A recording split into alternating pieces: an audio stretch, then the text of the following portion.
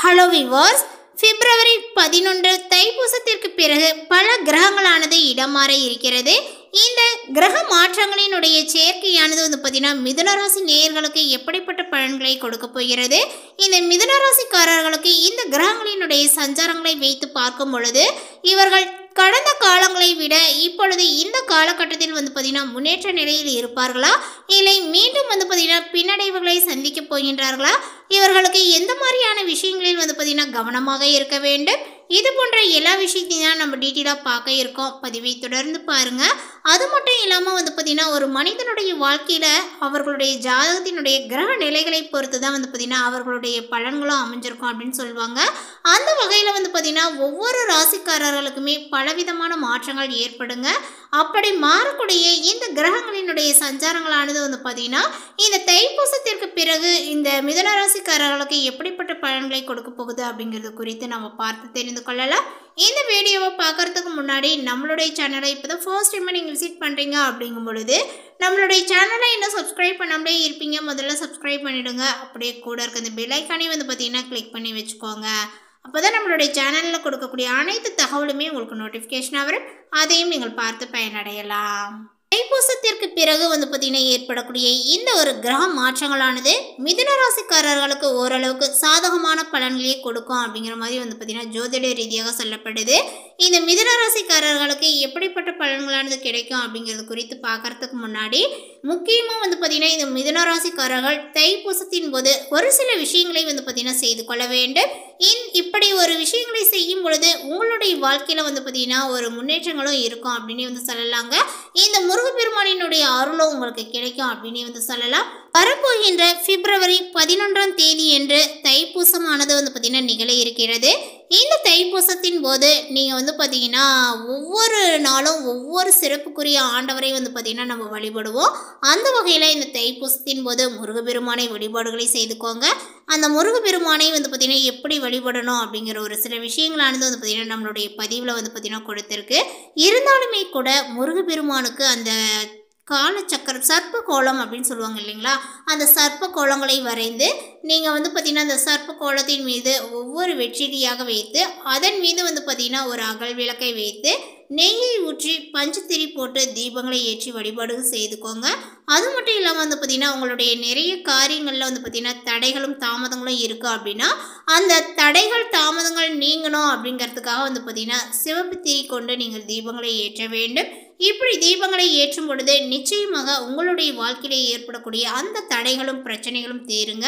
பூசத்திற்கு பிறகு கிரக சஞ்சாரங்களை வைத்து பார்க்கும் பொழுது மிதுன ராசிக்காரர்களுக்கு பார்த்தீங்கன்னா கடந்த சில காலங்களாகவே கிரக நிலைகள் சாதகமற்று இருந்ததுனால சில தடைகளும் மனக்குழப்பங்களும் குடும்பத்தில் பலவிதமான பிரச்சனைகளும் போன்ற நிலைகளானது இருந்திருக்கு. அடுத்தடுத்து வரக்கூடிய கிரகங்களினுடைய பயிற்சி உங்களுக்கு பார்த்தீங்கன்னா ஓரளவுக்கு சாதகமாக இருக்கும் அப்படின்னு சொல்லலாங்க. பல கிரகங்கள் இடம் மாறக்கூடிய இந்த தைப்பூசத்திற்கு பிறகு மிதுன ராசிக்காரர்களினுடைய தொழில் வளர்ச்சி அபாரமாகவே இருக்கும். ஆனால் எந்த விஷயங்களில் மிதுன ராசினர்கள் பார்த்தீங்கன்னா கவனமாக இருக்க வேண்டும் அப்படிங்கிறது குறித்தும் நம்ம தெரிந்து கொள்ளலாம். மிதுன ராசிக்காரர்களுக்கு இந்த தைப்பூசத்திற்கு பிறகு தொழில் வளர்ச்சி, வேலை, திருமணங்களை பற்றியும் நம்ம இன்னும் பார்த்தீங்கன்னா அடுத்தடுத்து தெரிஞ்சு கொள்ளலாங்க. மிதுன ராசிக்காரர்களுக்கு கிரக சேர்க்கைகள் மற்றும் பயிற்சியினுடைய அடிப்படையில் தடைகளும் சோதனைகளும் குடும்பத்தில் மனஸ்தாபங்கள் நிறைய அவமானப்படக்கூடிய ஒரு சூழல்கள் போன்றவை பார்த்தீங்கன்னா நீங்கி இனிமே பார்த்தீங்கன்னா உங்களுக்கு மகிழ்ச்சியும் நிம்மதியும் அதிகரிக்கும் அப்படின்னு சொல்லலாம். உங்களுடைய குடும்ப சூழலானது பார்த்தீங்கன்னா இப்பொழுது சுமூகமாக மாறும். தடைகளானது பார்த்தீங்கன்னா விலகுங்க. உங்களுக்கு வர வேண்டிய தொகையானது இப்பொழுது கிடைக்கும். கடன் சுமையானது பார்த்தீங்கன்னா குறையுங்க. தொழில் வியாபாரத்தில் எதிர்பாராத அளவுக்கு வளர்ச்சிகளும் இருக்கும். உத்தியோகத்தில் முன்னேற்றத்தையும் நீங்கள் காண்பீர்கள். பாகப்பிரிவினை நல்ல விதமாகவே முடியும் அப்படின்னு சொல்லலாம். ஆன்மீக பயணங்களும் செல்வீர்கள். மிதுன ராசிக்காரர்களுக்கு இந்த ஒரு காலகட்டத்தினுடைய துவக்கத்திலேயே வக்ர நிவர்த்தி அடையக்கூடிய குரு பகவானால வாழ்க்கை துணை மற்றும் தொழில் சார்ந்த சிக்கல்களை நிவர்த்தியாக்கும். விலகி சென்றவர்கள் விரும்பி வருவார்கள். சமூகத்தில் மதிப்பும் மரியாதையும் உங்களுக்கு அதிகரிக்குங்க. புதிய வேலைகளானது இப்பொழுது கிடைக்கும். பணியில் இருந்த தடைகளானது மாறுங்க.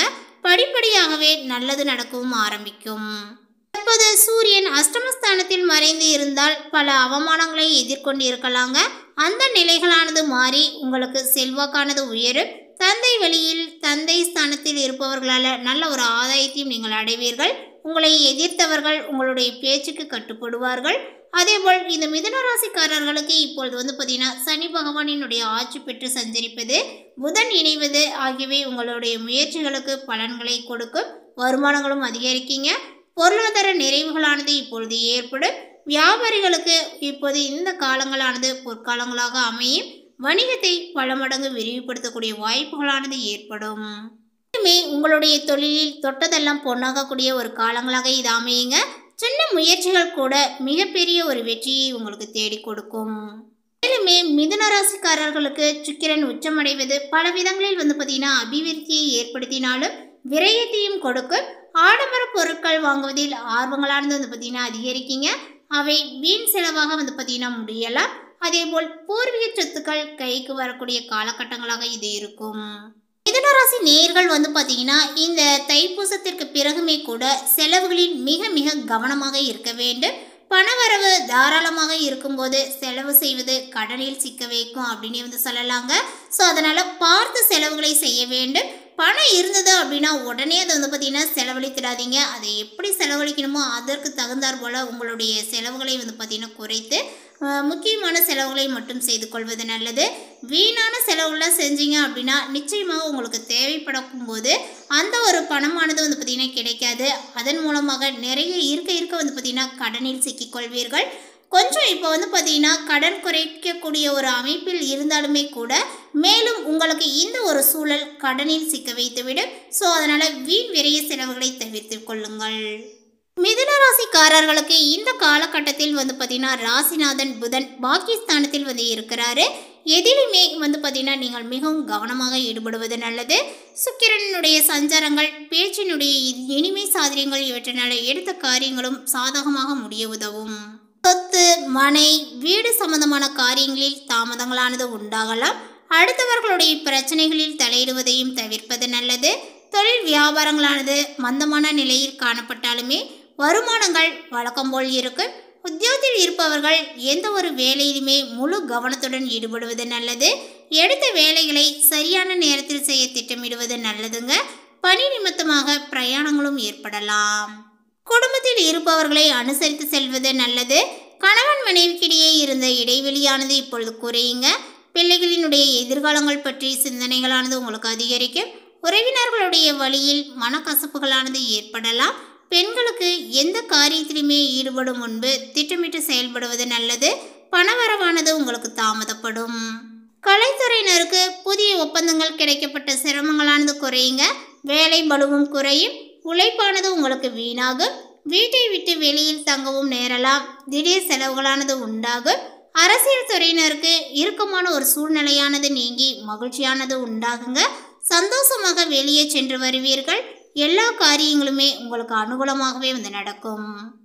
கவலைகளானது நீங்கி நிம்மதியானது உண்டாகும். பொருள் வரவானது உங்களுக்கு அதிகரிக்கும். வாகனங்கள், பூமி மூலமாகவே லாபங்களும் ஏற்படும். மாணவர்களுக்கு கல்வியில் இருக்கக்கூடிய மந்த நிலைகளானது மாற கூடுதல் கவனத்துடன் படிப்பது அவசியம். எந்த ஒரு வேலையிலுமே முழு கவனங்களானது உங்களுக்கு தேவை.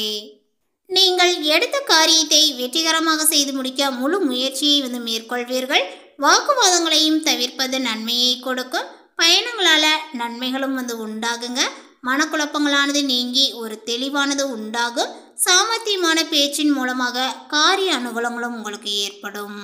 உத்தியோகத்தில் இருப்பவர்கள் திறமையாக பார்த்தீங்கன்னா இப்பொழுது செயல்பட்டு பணிகளை வெற்றிகரமாகவே செய்து முடித்து மேலதிகாரிகளினுடைய நன்மதிப்பை பெறுவீர்கள். குடும்பத்தில் இருந்த டென்ஷனானது உங்களுக்கு விலகும். கணவன் மனைவிக்கிடையே நெருக்கங்களானது பார்த்தீங்கன்னா உண்டாகுங்க. சகோதரர்கள் மூலமாகவே நன்மையும் உங்களுக்கு ஏற்படும். மேலும் பரிகாரமாக பார்த்தீங்கன்னா இந்த தைப்பூசத்தின் போது மட்டும் இல்லாமல் வரக்கூடிய எல்லா செவ்வாய்க்கிழமை நாட்களிலுமே முருகப்பெருமானை வழிபாடுகளை செய்துக்கோங்க. தவறாமல் பார்த்தீங்கன்னா உங்களுடைய வீட்டினுடைய பூஜை அறையில் கூட பார்த்தீங்கன்னா வெற்றிலையை கொண்டு நெய் தீபங்களை கொண்டு நீங்கள் ஏற்றலாங்க. அதாவது வெற்றிலையை வைத்து மண் அகல் விளக்கை ஒன்று வைத்து அதில் பார்த்தீங்கன்னா நீங்கள் நெய்யை ஊற்றி பஞ்சத்திரி போட்டு தீபங்களை ஏற்றி வழிபாடுகளை செய்யும் பொழுது உங்களுக்கு இருக்கக்கூடிய கடன் சுமையாக இருக்கட்டும், வேறு ஏதாவது பிரச்சனைகளாக இருக்கட்டும், அது படிப்படியாகவே பார்த்தீங்கன்னா குறைய ஆரம்பிக்கும். அதோடு பார்த்தீங்கன்னா ராமரை வணங்க உங்களுடைய குடும்பத்தில் குழப்பங்களானது நீங்கி நன்மையானது ஏற்படுங்க.